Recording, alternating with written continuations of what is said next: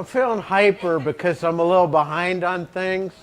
So if I start spinning out of control, say, Joe, slow it down, okay? All right? All right, so we have an exam coming up next week. This is one of the things that's stressing me because I have to get it to the printer and all that stuff, and I have to go. Anyways, I'm going to stop complaining about my life. So what do we want to know about that? The study materials are posted. Do be a little bit aware whenever you look at the study materials, for whatever reason, it appears to me like the schedule for the exam is a week earlier than it was in previous semesters. So if you see Gibbs Free Energy on any of the study materials, we're not going to get there, okay? So just a little bit of warning. I have no idea what happened, but it is what it is. So the exam's on Tuesday. There'll be a review session this Friday at 4, and then Sunday at 4 and 11:04 Gilman. And I will post shortly the solutions to the exams and the study guide or the study review worksheet. All right, the other thing I just wanted to, I've warned you a little bit that the exam 3 average is a little lower than prior averages. So last semester, it was 8 points lower than the exam 1 and exam 2 average. So as an average for the class, that's significant. I would love to see you guys buck that trend. I'm guessing it won't quite be there this time because I'm warning you and because it's not covering that additional week's worth of material because the exams come a little bit earlier. The other thing that I wanted to make sure that you knew, homework 12 is posted on Canvas and it is relevant to exam 3. Right? It looks like a lot of problems, but mostly it's by inspection or just pulling out the lecture notes and looking it over, and it should be pretty quick. Okay, so the last time we met, we were talking about the entropy from the point of view of statistical thermodynamics. And what we've shown is that using statistical thermodynamics, we get exactly the same relationship for the isothermal expansion of an ideal gas, which is good. That's what we expect. We also looked for both statistical thermodynamics and for classical thermodynamics, the mixing of two gases, and we got the same expression. We also saw that delta S for mixing for an ideal gas is always positive, as we would expect. We have increased disorder associated with that system. We also pointed out that if we're talking about delta S for a system, we always want to choose the reversible path because that's an equality. Right? And we know it's okay to do that because entropy is a state function. And then we spent a little bit of time talking about entropy change for a reversible process versus an irreversible process. And what we found was for the system itself, delta S is the same for reversible as well as irreversible processes. Where we see a difference is the interactions with the surroundings. So delta S of the surroundings was different, and therefore delta S of the universe was different. And we specifically looked at isothermal expansion done reversibly, which we've done a number of times, but comparing that with the real process, which is the expansion into a vacuum that's isothermal. System point of view, delta S is exactly the same, but because it was against a pressure equal to 0 externally, that means there was no work done with regards to against the surroundings, and therefore we saw that delta S for that irreversible spontaneous process led to an increase in entropy of the universe, as we expect. Right? And then where we ended last time was we were talking about the Carnot engine or a heat engine. Right? And we're going to start up there talking about the efficiency. We've already started thinking about the calculation of efficiency. We need to finish that off. The other thing that we're going to do two derivations. I'm going to try to whip through those pretty quickly. Those slides are quite dense. I want to just talk it through and cover the main points. If at any point you don't see where we're going, please just stop me. All right? But for the two derivations that we're going to do, the first one is we're going to derive an expression that allows us to calculate the entropy given a partition function. And if you remember back when we've introduced partition functions, we said that we can use partition functions to calculate any thermodynamic quantity. Up to this point, we've seen that we can calculate the pressure of the system, and we can calculate the heat capacity, and we can calculate the energy that we expect. And we're going to extend that now to entropy. Right? The other thing that we're going to do, we've been using these expressions for the entropy in the classical thermodynamic sense and the statistical thermodynamic sense, and we've never shown that they are talking about the same quantity. And so that's what we're going to show today. And then along the way, that variable beta, which is 1 over kBt, we've stated that beta is 1 over kBt. Today we're going to show why it's 1 over kBt and why we have this quantity beta. From there, we're going to go into chapter 7, talk about the third law of thermodynamics. Chapter 7 is a pretty short chapter. A lot of it's review of things that we covered in chapter 6, so we're going to roll through it pretty quickly. I expect we'll be done with it by Friday. And we probably won't quite get there today, but eventually, and this showed up in the homework that's due Friday, but it walks you through it. How can we determine actual values of entropy from experimental data? Okay? All right. Some things that we're going to need for our derivations, because we're showing that we can calculate entropy from partition functions, we need to remind ourselves of what the partition function is. It's the sum of the Boltzmann factors. We're going to be using the probabilities of a system being in a particular quantum state. So it's the Boltzmann factor over the partition function. We're going to see the energy of the system again. So that's a summation of the probability of being in a quantum state times the energy of that quantum state, summed over all the possible quantum states, right? We've also previously shown that the energy of our system is given by kBt squared partial ln q with respect to t. We're going to use that. And then the only other thing, and this is probably what's not as familiar with you, back in chapter 5, we derived this expression, right? We said that du was equal to the sum, the energy of a state times the change in the probability, plus the summation of the probability times the change in the energy due to a change in volume times dV. Does anybody remember what this is the same as? Hint, look at this equation. What's this the same as? That's the same as work, all right? Reversible work, incremental, all right? And this is the change in energy due to heat transfer, right? So we're going to be using that again as well. Right. The other thing that I just wanted to reiterate, we may or may not get to this today.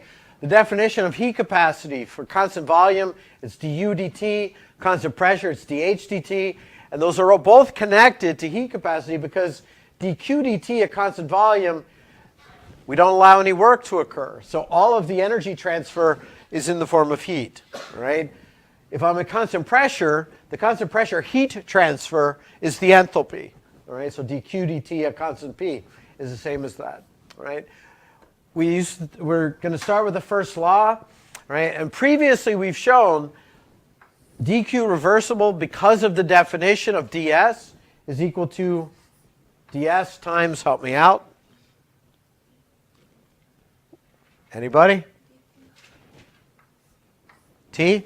Because ds is equal to dq reversible over t. Right? And if I limit our discussion to talking about expansion, compression, pressure, volume work, dW is the same as PdV, right? Or minus PdV. Okay? So we've seen this before. We're going to use it again.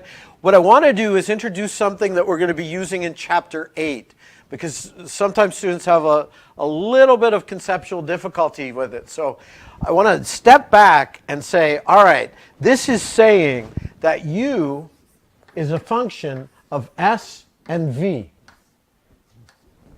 Whoops. Right? Because this du is caused by the change in U with respect to the change in S times ds, and minus P will be du dV, right? Yes? Okay? All right. So when we look at this, I'm going to explicitly write that then. So T is equal to the change in the energy of the system due to a change in, help me out, I don't remember what I wrote over there, S what am I holding constant? Volume. And then minus P is going to be the change in the energy due to a change in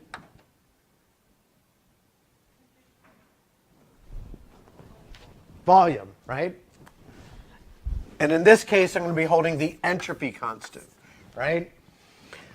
I look at these functions, T and P, and we see that those are as simple a function as you can get, right? There's no squaring, there's no adding, it's just T. This is just minus P, all right? Because these are simple functions, what we can say is that energy has V and S as its natural variables.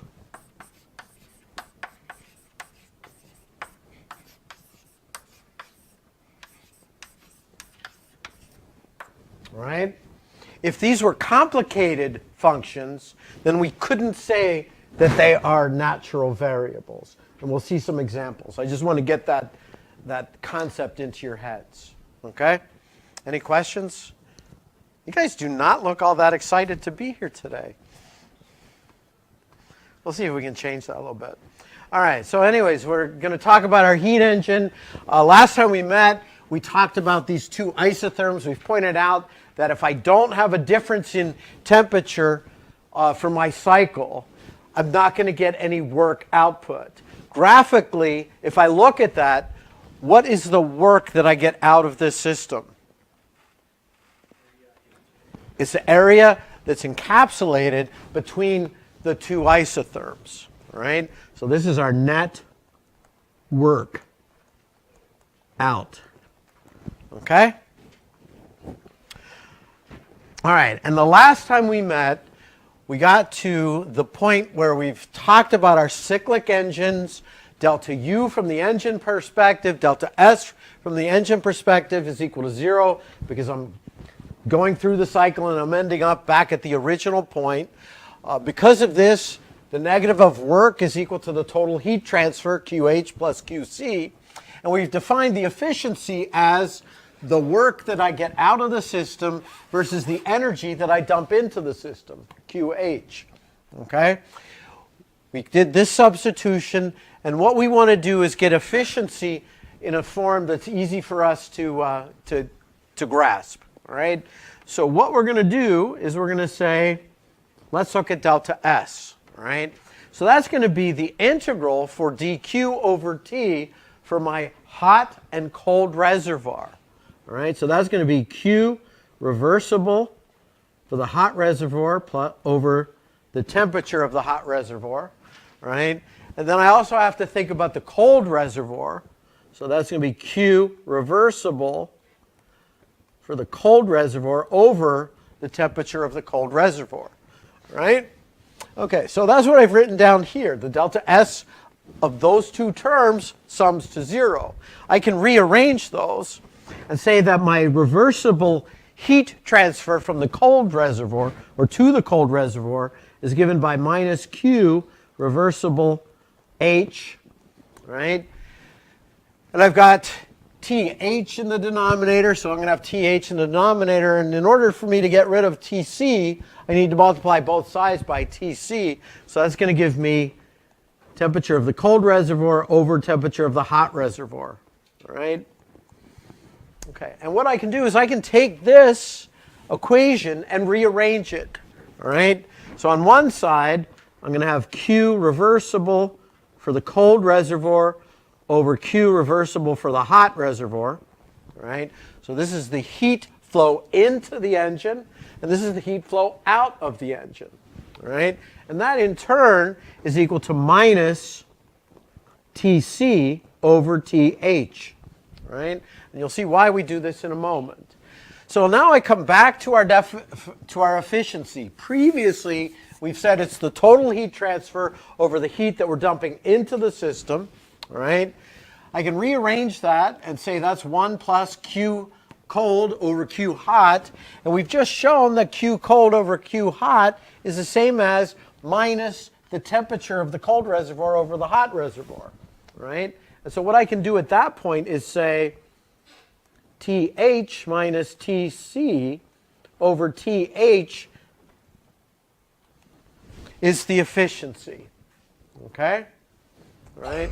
And I can simplify that a little bit further and say delta T over TH gives me the efficiency. Right? And we can look at the extremes. If I have no difference in temperature between my hot reservoir and the cold reservoir, my delta T is 0 and my efficiency is 0, right? Okay? And that's consistent with what we saw last time we met with the Stirling engines. If I had no temperature differential, I got no work out of it, right? So this also is why, if you look at automobile makers, they try to work the engine as hot as possible. And that's because delta T determines the efficiency. So the higher the temperature you can run that at, the most efficient, the better transfer of energy from heat into work. Okay? All right, so efficiency was equal to 0 if I have the temperatures equal to each other.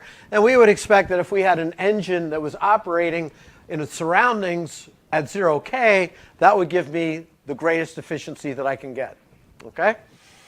All right, so this leads us to another statement of the second law. No cyclic process is possible in which heat is taken from a hot source and all of it converted into work.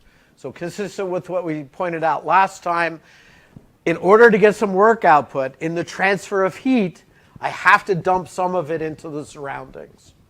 Okay? All right, so in this section 8, we're going to use S. We're going to come up with an expression for S in terms of Q, the partition function.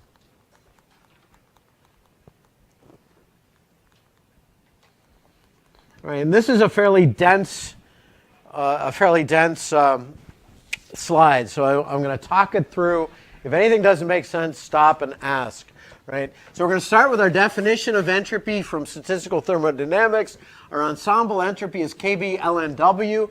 We've shown in the math chapter that the number of ways of arranging our systems into the quantum states is given by the number of systems factorial divided by the number of systems in each of the quantum states factorial.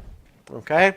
All right, so I've got the natural log of a fraction, so I can separate that into the natural log of the numerator minus the natural log of the denominator. So there's my numerator, natural log of A, capital A factorial. And then my denominator, well, that's going to be the natural log of A1 times A2 times A3 factorial. And that's going to be the same as the sum of the natural log of A factorial. Okay? Does that make sense? All right. So from there, I can say I've got natural log of A factorial, and I can replace that with A ln A minus A. What am I using here? Stirling approximation, right? And I can do the same thing for little a. Okay? All right, so I use the Stirling approximation. Let me write that down.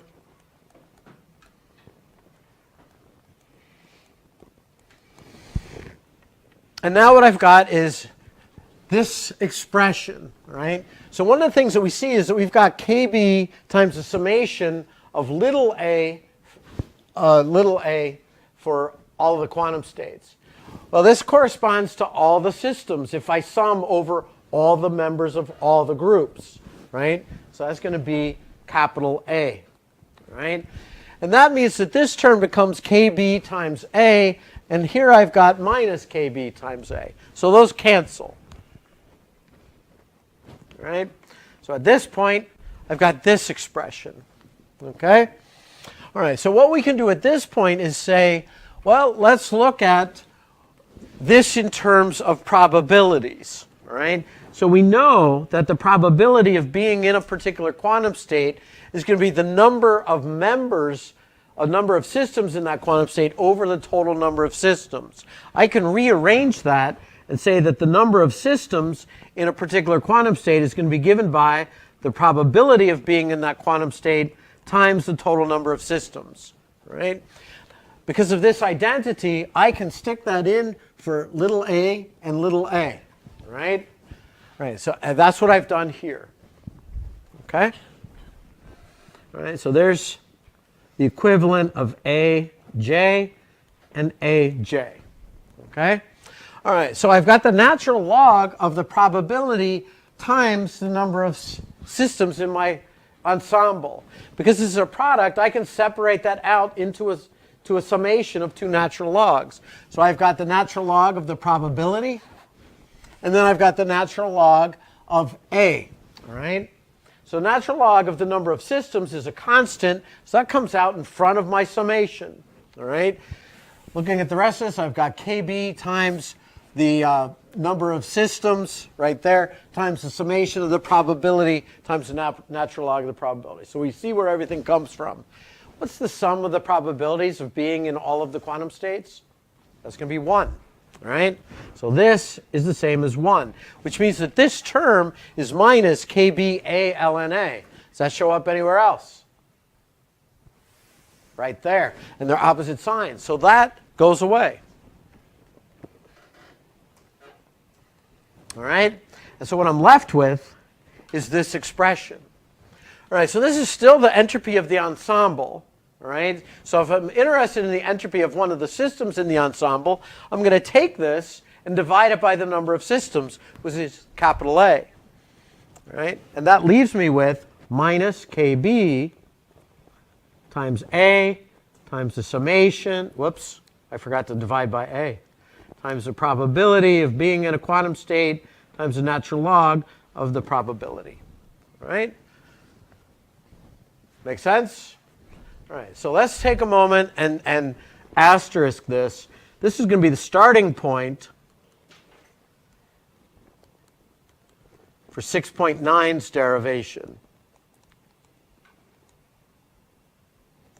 Right, in the next section, because we don't have to go through this again. Okay? All right, so at this point, we're ready to put in explicitly what the probability is in terms of Boltzmann factors and Q. So we know that the probability of being in a particular quantum state is given by e to the minus beta e sub j. That's our Boltzmann factor, divided by Q, which is a function of n, v, and t or beta, depending on how you want to look at it. Okay? All right, so this is just the probability. So that means I plug that in here and here, right? And that's what I've done. I've got it here, and I've got it here, all right? So now I have the natural log of a fraction again. So I can take the natural log of the numerator, the natural log and the exponential function, inverse functions, so I'm left with minus beta times ej, all right? So I've got minus beta times ej from the numerator. And then the denominator is minus ln q. There's my minus ln q, right? I still got my minus kb times the summation, right? I've got a minus of a negative in both places there, so that all becomes positive. So plus, plus, plus, right? Okay, so now we look at these summations explicitly. So I look at this, and we see that this is going to be beta times ej times the probability. So I brought that down here. We're holding the temperature constant, so that beta comes out front, right? So I've got the probability of being in a quantum state times the energy of that quantum state summed over all the possible quantum states. What's that the same as? Probability times the value of the function summed over all the possibilities is going to be the energy, the average energy of a system in our ensemble, right? Right? So that gives us this term, right? Then we look at our next term, right? So here I've got ln of q over q. So ln q over q times kb. Q is a constant for our system, right? And that means the only thing that I'm summing over is this exponential. And what's the summation of the Boltzmann factors? That's the definition of q, right? So that's q. And so I've got q over q, and I'm left with kb ln q. Okay? All right. So at this point, I know that I've got beta, kb, and the energy. And I know beta is 1 over kbt.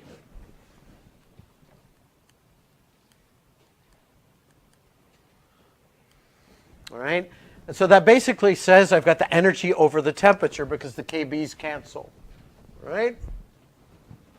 Okay, so we've got now an expression for the entropy of our system in terms of partition functions. If we were starting just with a generic partition function, we also need to have the energy in the terms of the partition function. And previously, we've shown that the energy of our system is kBt squared times the partial of the natural log of the partition function with respect to t. So putting that all together, now we've got kb times t times the partial of the ln of q with respect to t, holding n and v constant. So that's this first term. That's u over t, right? And then I need to add to that kb ln q. All right? Okay, so we're going to apply this, right? So this is generic. If I want to know the entropy, I need to know what the partition function is. We've previously shown that for our monoatomic ideal gas, big Q, the partition function, is given by this expression. We've derived it. All right, so that means I need to take the derivative of the natural log of this with respect to t. We've done that a lot of times, right? So I look at the expression for Q. I see there's t to the 3n over 2. So that means we're going to take the derivative with respect to t of ln t to the 3n over 2 plus the natural log of everything else in here, all right? And that has no temperature in it, so I'm just going to write no temperature, all right? Derivative of this term is going to be 0, all right? And then we focus on that first term. Well, I've got natural log of t to the 3n over 2. That means I can pull 3n over 2 out front. So that's going to be equal to 3n over 2. And then I just need to take the derivative of the natural log of t, which is 1 over t. Okay? Does that make sense? All right, so let's just point out something. I'm going to circle it. So this is only this, all right? And so for me to get that first term, I need to take this and multiply it by kBt, right? And that's what we've done down below. So this term will be 3/2 n over t times kBt, right? Our t's cancel, and I end up with 3/2 n kb. Make sense? Right. The rest of this stuff is dealing with the natural log of q, all right? So if we look at this equation, this is just the natural log of the partition function, right? I want to simplify this a little bit. So what I notice is I've got the natural log of n factorial in the denominator. So I can take the natural log of everything in here minus the natural log of n factorial, all right? Because that's in the denominator, and then that goes there, all right? And we've said if we have a natural log of a large number factorial, I can use the Stirling approximation. That's what we've done here.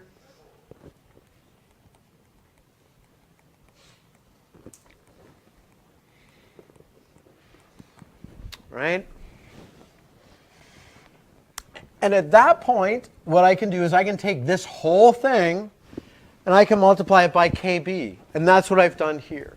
Right? So this is kb times this term, and then this is kb times this term, and this is kb times my last term. Right? So I've gotten rid of the factorial is basically what I've done. Now what I'm going to do is I'm going to say, let's talk about 1 mole specifically. So we know that if we have 1 mole, n is equal to Na. Na kb is the same as R. All right? So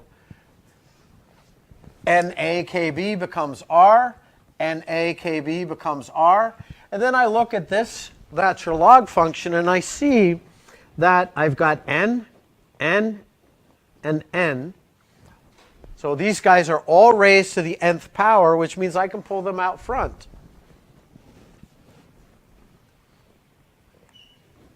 Right?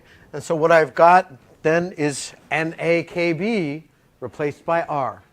Right? Okay, so now I step back and I look at this and I say, well, I've got R ln this, R ln this. I can put this back in, and that shows up down here. Okay?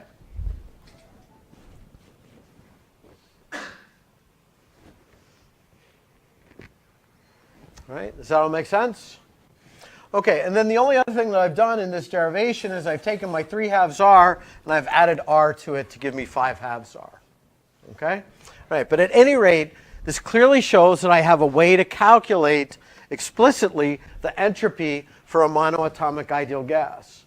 If I wanted to do it for a diatomic or any other gas, I just start with the appropriate partition function. Okay? Any questions thus far? Yeah? Do you get what in the exam? Well, I'm not going to give you the whole derivation. I'll give you the output. I may ask you to do some parts of derivations, but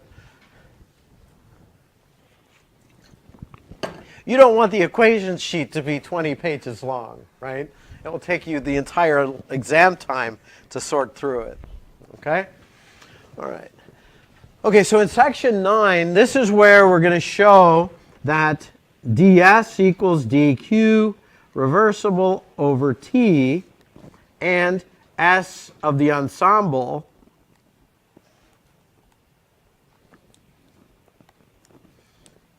equals KB ln W are talking about the same entropy. Okay? Because we haven't connected these yet. We've started from each of these, and we've shown that we get the same results, but we haven't shown that these are talking about the same thing. Okay, so we need to do that. All right, so you may recall back on this page, I said, remember this equation, right? So I can say then, as our starting point, we got minus KB, the summation of probability of being in a quantum state times the natural log of the probability summed over all the quantum states, right? So this is our starting point. We've already shown this is true. Statistical thermodynamics, right? Okay, so I want to eventually show that it's the same as this. That means I need to differentiate this, right? So I've got ds. Here I've got the summation of a product. So what I can do is I can take the derivative of the product and use the product rule. So P dpj ln pj will be equal to the natural log of the probability times dpj plus pj times the derivative of the natural log of pj, right? That's just the product rule, right? That's what I've stuck in here, okay? All right, so next up, I ask the question, well, what's the derivative of the natural log of x with respect to x?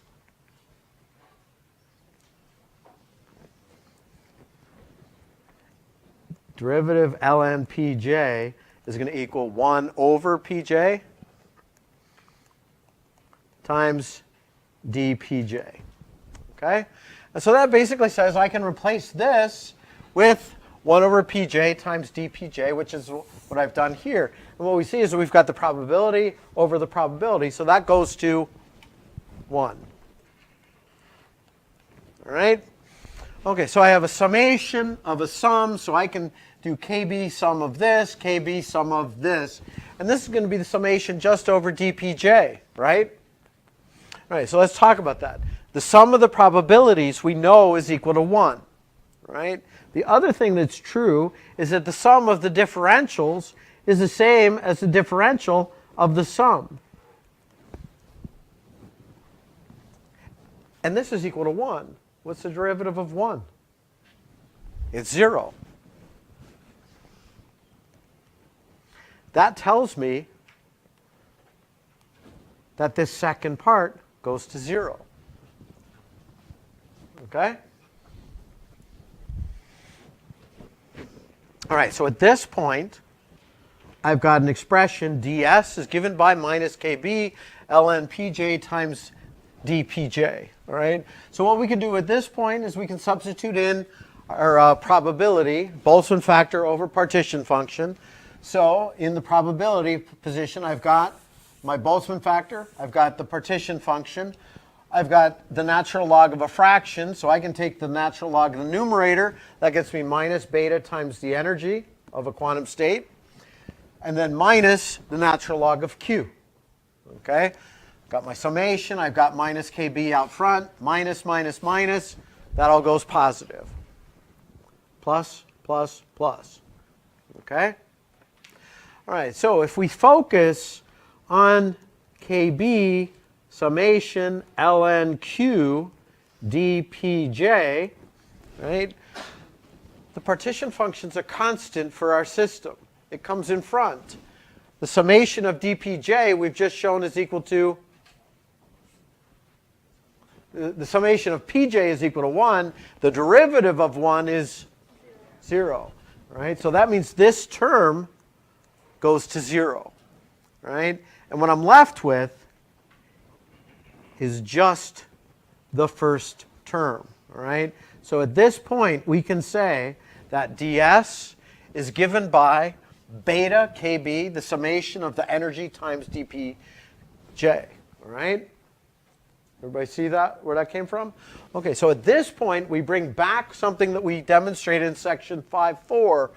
We've shown that du is given by the summation of these two. This is dw. We said that at the outset of lecture. This is dq reversible, right? We look at this and we say, that's dq reversible, right? So at this point, we can say ds is the same as dq reversible times kb times beta, right? Now I compare that with the classical view. The classical view, dq, ds, proportional to each other, right? And in order for these to be referring to the same thing, what has to be true about beta? It has to be 1 over kbt, right? If it's 1 over kbt, these are identical. Okay? Does that make sense? All right, so we've shown that the entropy from the classical side is the same as that. We're talking about the same thing with regards to the statistical thermodynamics view. And we've proven, we see now why we have this thing called beta 1 over kbt. Okay? All right, so I wanted to close out the chapter by summarizing the second law in a variety of different ways. All right? And this is where I have to go back to my cheat sheet for a moment. Okay, so there's a Clausius version, Rudolf Clausius, and that basically says, if I have two objects, I don't ever expect heat to spontaneously go from one object to another object that's hotter. Okay? That makes sense? So heat can't flow spontaneously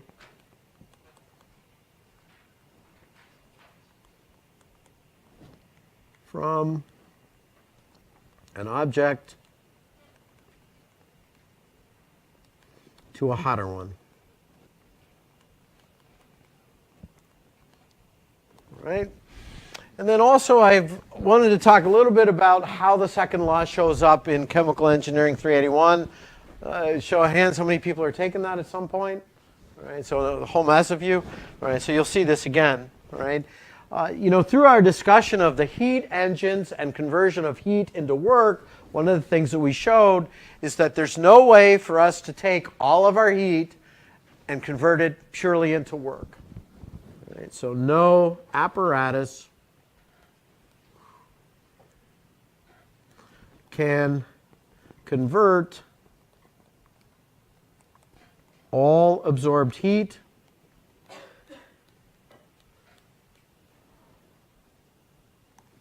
into work. All right? We've pointed out that in order to get some work from adding heat, I have to pay some heat to the surroundings. Right?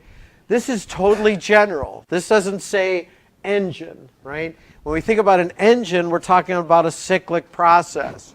So what we can say, statement 1A, impossible in a cyclic process to convert all absorbed heat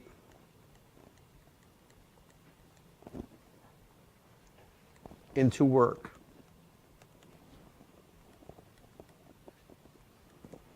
All right? And then the last statement that shows up, we've already stated, it's not possible for me to only take one heat from one object and transfer it to a hotter object. Okay? So no process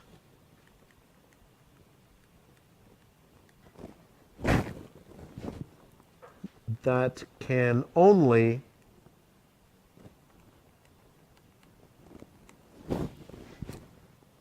transfer heat from an object to a hotter object.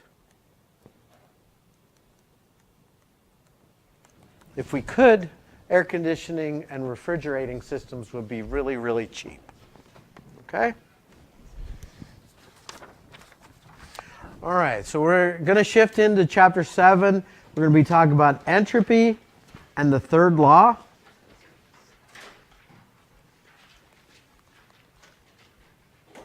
Right, before I get going further, so I passed around some pads of paper for everybody to put their name and email address on there. If you came in a little late, make sure that you find a pad of paper, one of the ones that I'm passing out, and put your name and email address on it. And then I also have to remind everybody that if you put down the name and email address of somebody who's not here today, you've committed academic misconduct, and I would prefer that you not do that. Okay? We all would prefer that you not do that. Okay, so some things that we've talked about previously. What we've seen is that if I have an isolated system, if there's a spontaneous process that occurs in that isolated system, we're going to see an increase in the entropy of the system. All right? And then also what we know is that if we have an isolated system that's not at equilibrium, it's going to try to move towards equilibrium. And in the process of moving towards equilibrium, that's a spontaneous process, we see entropy increases. So this is all about change in entropy. Right? The third law is about the value of the entropy. All right?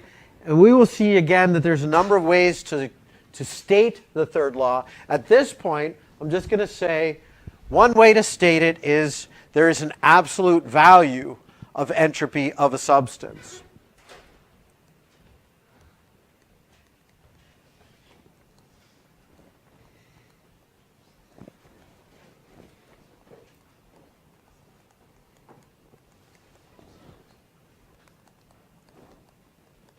All right?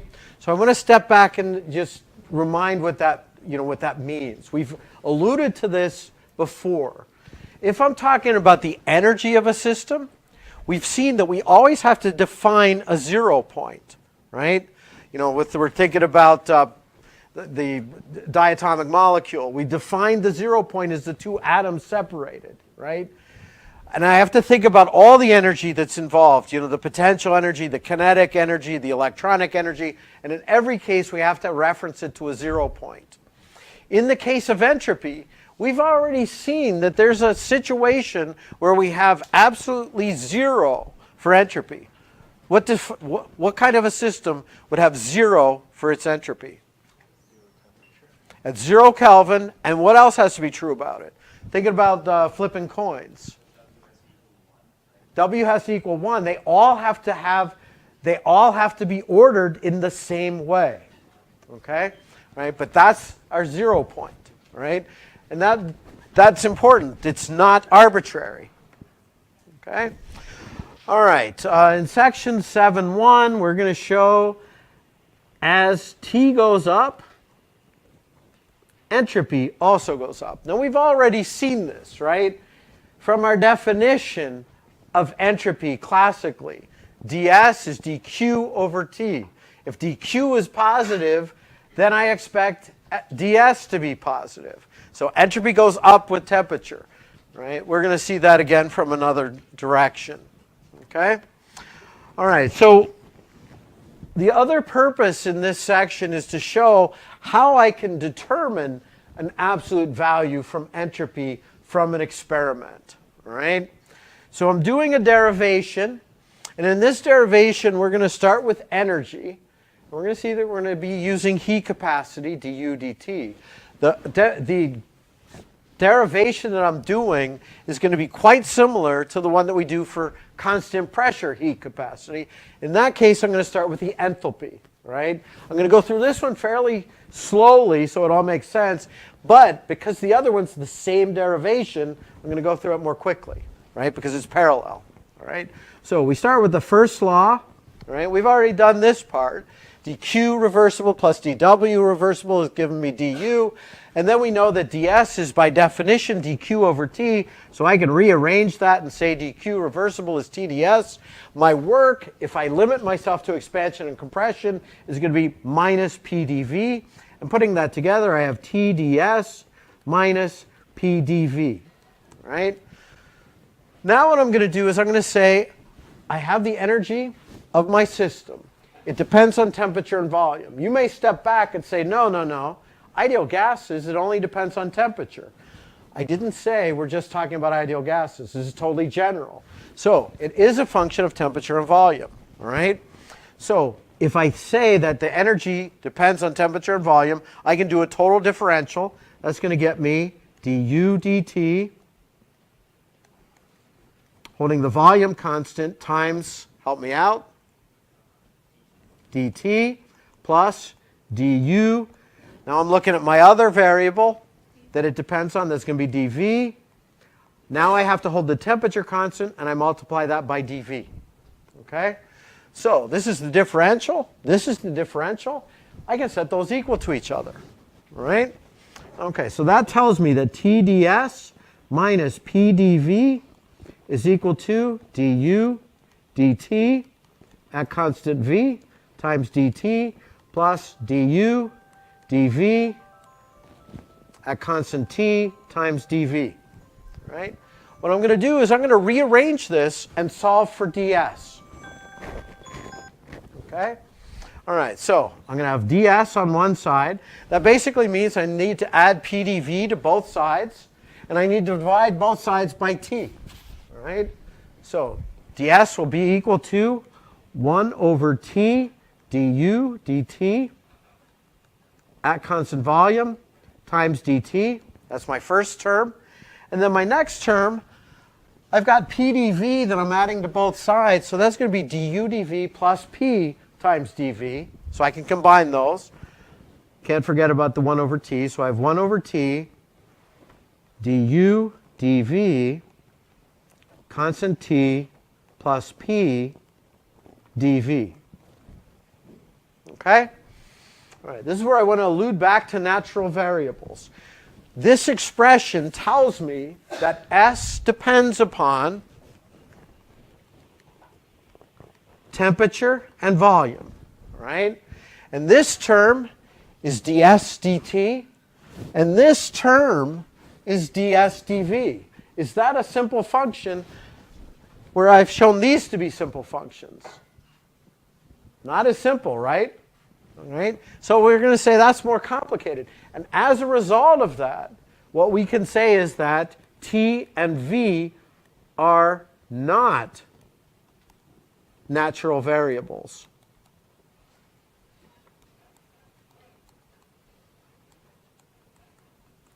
For entropy.